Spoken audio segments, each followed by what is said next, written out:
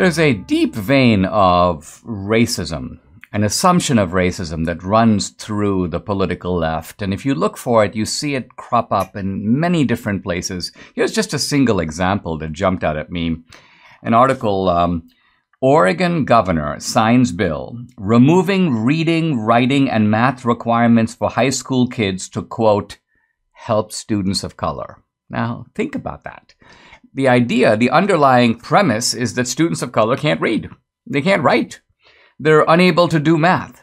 And so somehow lowering standards, eliminating requirements in these areas, this is basically what education itself is somehow going to help who? Well, the ignorant. And who are the ignorant? Obviously, in this case, students of color. This is, by the way, Oregon Governor Kate Brown. But she does it kind of unthinkingly naturally, as if, of course, this is kind of what we on the left do. And in fact, it is. Now, I want to argue, I've talked in my earlier work about the racism in the Democratic Party, a deep vein of racism that began in slavery, in which slavery in America, of course, is distinguished as racial slavery. So there was the idea that these people aren't just unfortunates or captives. They are inferior people that we are putting to work for free. This was the ideology of the Democratic Party. And then even after slavery, the invention of white supremacy, the Ku Klux Klan, and so on. Now, the Democratic Party started in 1828, and its real power was in the 1830s and 40s, in which this kind of racial ideology went into full flower. But at the same time, Karl Marx, on the other side of the pond in Europe, was writing. And here there's a very ignored tradition of bigotry on the part of Marx. Marx was a racist. By the way, he was also an anti-Semite. Seems a little paradoxical because Marx was Jewish, not religiously Jewish, but you may say culturally Jewish. Marx hated religion in general, so he was an anti-religious bigot in that broader sense. And Marx was also an advocate, a supporter of colonialism, and for racial reasons. So this vein of bigotry in Marx has gone hidden, camouflaged, and covered up, really, by the political left. They don't want it to seem like socialism is rooted at its very beginning in racism. Let's remember, for example, that Black Lives Matter, the founders, Patrisse Cullors and Alicia Garza, were both trained as Marxists. Here is Cullors talking about it. We are trained Marxists. Myself and Alicia in particular are trained organizers. They studied under a guy named Eric Mann, who's a former Weather Underground guy, kind of a Bill Ayers guy, who essentially instructed them in Marxist-Leninist ideology and techniques. Now, think about the squad, Ilhan Omar, Ayanna Pressley, that group. Have you ever heard them say anything critical of Marx? They're always railing against dead white males, just gotta remove dead white males from the curriculum. But you notice that one dead white male that's never questioned is Karl Marx. He's the apostle of socialism. He's the leading light.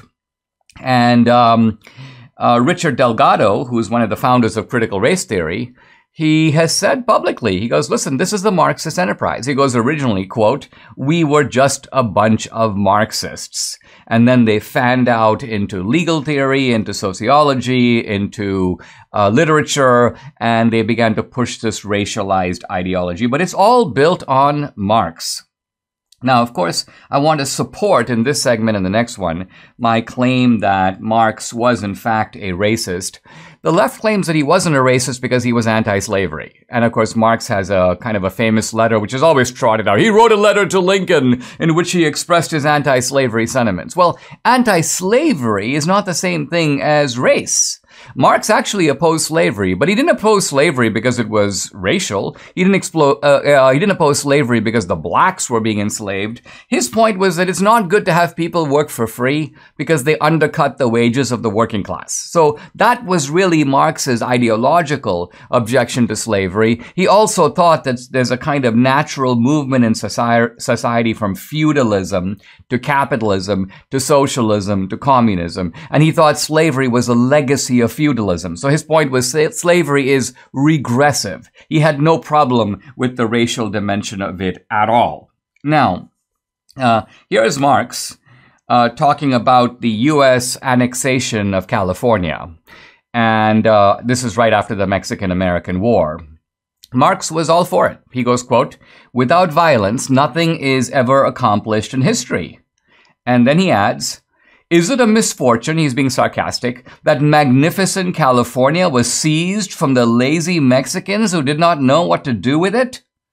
He goes, "In America," this is Engels now adding and replying to Marx. Engels, of course, is in total agreement, and the bigotry of Marx is reflected in Engels. Here's Engels. "In America, we have witnessed the conquest of Mexico and have rejoiced at it. It is to the interest of its own development that Mexico will be placed under the tutelage of the United States." In other words, the brown people of Mexico are going to be led toward socialism by the more enlightened white people of the United States. Marx had a son-in-law named Paul Lafarg. And this guy, interestingly, a very interesting fellow because he is a very good way for us to test a lot of Marx's ideas toward race. This is a guy, by the way, who was a medical student. He married Marx's second daughter named Laura. And he was apparently 1/4 Jewish, 1/4 Carib Indian, partly a black or Negroid, and the rest French. He was a kind of a mixed race guy. But here is Engels talking about him. Using the N-word, by the way, which I won't use. Engels says that Lafarge, this guy, has, quote, 1/8 or 1/12 N blood. And in a letter to Marx's daughter, Lafarge's wife, Engels writes, quote, being in his quality as an N, a degree nearer to the rest of the animal kingdom than the rest of us, he is undoubtedly the most appropriate representative of that district." So Lafarge is representing apparently a district with a lot of mixed race people. And Engels is basically going, well, this was the old social Darwinist idea that you had the animal kingdom and then you had the lower races. Darwin himself spoke about the lower races. And the idea here is that these people are of a lower race. This is what Engels is getting at. And you may think that Marx would repudiate all this, but on the contrary, Marx is completely on board with all this, and he uses the most nasty terms to describe his own son-in-law. And I'll get to those in the next segment. So we see here that socialism is founded in racism, and the great apostles of socialism, Marx and Engels, were outright bigots.